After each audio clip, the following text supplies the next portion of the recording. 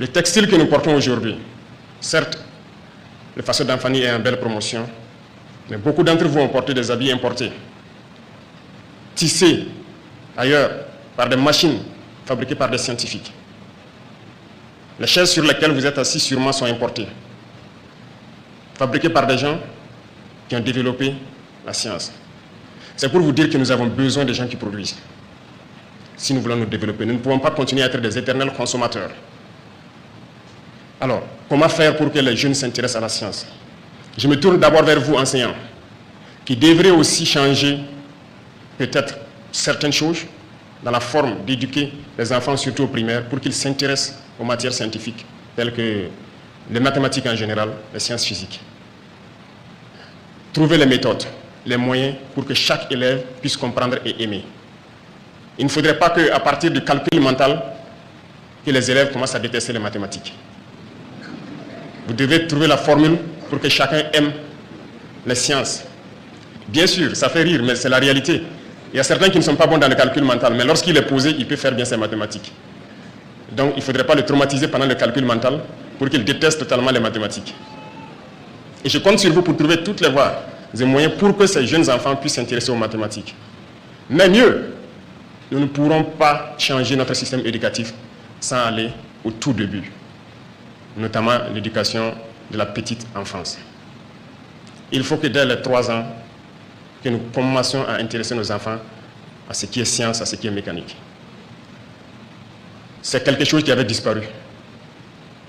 Je pense que nous avions désintéressé il n'y a pas longtemps les enseignants qui avaient été, de la petite enfance, qui avaient été donc mis à la retraite anticipée, après malheureusement le décès du père de la Révolution dans les années 90. Mais aujourd'hui, nous sommes en train de recruter. Les concours passés, nous avons lancé au moins 1000 places pour l'éducation de la petite enfance. Ces gens feront au moins 2 ans à l'école. Mais dans l'urgence, nous avons lancé encore une cohorte de 300, si je ne me trompe, qui sont déjà formés, que nous devons recruter cette année pour qu'ils puissent commencer dès la rentrée prochaine et que nous puissions avoir des écoles maternelles un peu partout. Mais nous devons aussi équiper ces écoles maternelles pour que les enfants puissent apprendre à libérer leur génie créateur dès la base. Si nous ratons cette base, nous ratons tout. Aujourd'hui, nous investissons beaucoup dans l'éducation. Nous essayons de mettre aux normes les écoles comme nous pouvons. Et il y a un vaste programme de modernisation de l'école qui est en cours. Nous ne pouvons plus concevoir que vous soyez à l'école et que vous passez votre temps à équilibrer des équations chimiques sans jamais aller dans un laboratoire faire la réaction chimique en tant que telle.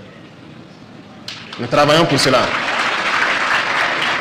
Ceux-là qui ont fait les bacs techniques, je vous félicite. Mais vous ne devez pas être là à dessiner des engrenages sur les papiers sans pouvoir avoir vos machines, vos tours et fabriquer les engrenages. Nous devons produire. Et nous devons produire. Nous ne pouvons pas être d'éternels consommateurs. Donc la transformation de l'école a commencé. L'initiative est lancée, certes. Nous devons faire le bâtiment aux normes, mais construire beaucoup de laboratoires dans nos écoles. On ne peut pas passer le temps à dessiner des cellules végétales et animales sans jamais aller au microscope, regarder la cellule et comprendre réellement ce que c'est. Ce matin, je suis particulièrement touché par le fait qu'un de mes anciens enseignants est parmi vous.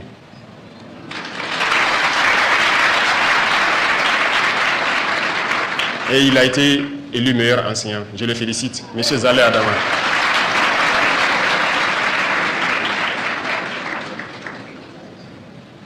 Ça fait beaucoup plaisir et vous comprendrez plus tard, vous les élèves, quand vous serez peut-être en fonction, comment l'enseignant est important. Je souhaite que l'enseignant et l'élève forment un seul corps et que vous puissiez aider le pays à s'en sortir. La nation compte énormément sur vous.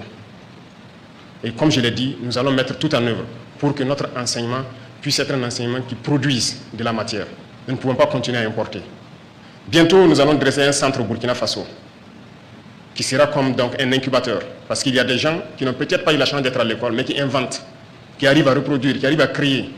Dans ce centre, nous mettrons toutes les machines possibles pour que ceux qui ont de la matière pour créer puissent se retrouver, qu'on y mette un peu de science et les permettre de s'installer. Nous avons un projet, dès l'année prochaine, de pouvoir mettre en place une académie particulière qui doit former beaucoup d'ingénieurs pratiques. Le projet sera lancé très bientôt, s'il plaît à Dieu. Nous avons beaucoup de chantiers dans le domaine de l'éducation parce que nous croyons fermement que sans ressources humaines de qualité, nous ne pourrons pas nous développer, nous ne pourrons pas faire la révolution que nous souhaitons. La révolution n'est pas qu'importer ce que nous voulons, mais la révolution aussi, c'est une révolution de mentalité pour que nous puissions produire. Je vous invite tout un chacun à réfléchir à qu'est-ce que nous pouvons faire, qu'est-ce que nous pouvons créer, et ne pas nous passer tout notre temps à importer. Retenez quelque chose. Je ne pense pas que Dieu soit descendu sur terre pour former les premiers ingénieurs dans ce monde. Ils ont réfléchi, ils ont trouvé, ils ont fait et refait, et ils ont créé. Ne pensez donc pas qu'il faut forcément que vous allez apprendre pour pouvoir être ingénieur. Vous pouvez développer. Et vous êtes assez intelligent pour le faire. N'écoutez pas ceux qui ne sont pas convaincus. Des gens vous diront peut-être, ce n'est pas le niveau du Burkina Faso de faire ça, on n'est pas encore à cette étape. Écoutez, contentons-nous de faire juste le minimum et ne pas penser très loin. Il y a des individus qui vous décourageront comme ça. Non. L'école a été créée par qui? C'est ceux-là qui ont réfléchi, qui ont créé des choses, qui ont décidé d'apprendre ça aux autres. Et petit à petit, l'école a été créée.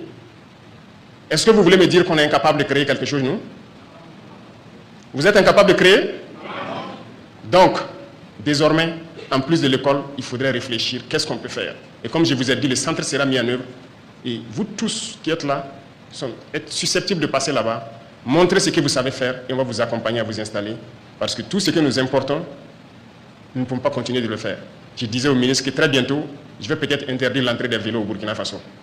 Si nous ne pouvons pas fabriquer de vélos, il faut reprendre nos ânes et nos chevaux pour marcher. Vous êtes d'accord avec moi que c'est inconcevable que les choses basiques nous importons? Le simple bouton de vos chemises, je ne pense pas qu'on les fabrique ici. Vous trouvez ça normal? Pourtant, nous avons de la matière grise, nous avons de la substance. On a passé aussi le temps à voler nos cerveaux. Comme je le disais, l'engagement patriotique vous impose de revenir servir votre nation. Et ceux qui sont à l'extérieur, je les appelle aussi à penser à revenir servir la nation. Nous ferons tout pour